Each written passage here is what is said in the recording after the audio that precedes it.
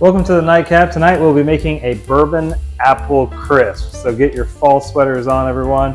Go ahead, like, subscribe. Again, comment with drinks that you want to see made next time. We'll be happy to do it.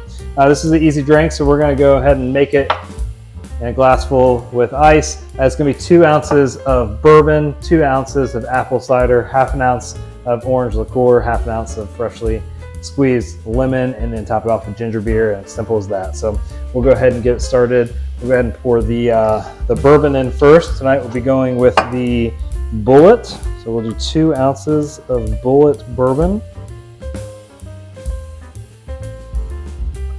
Pour it down.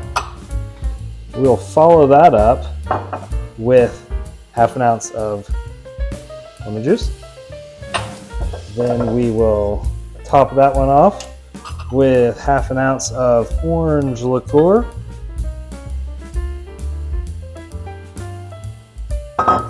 And then finally, pre-measured already, 2 ounces of apple cider. So that's going to be the base of your drink, gives all the flavor.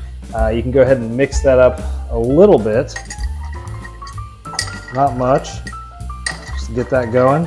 And then we'll top it off with the ginger beer. And that is how you make a bourbon apple crisp.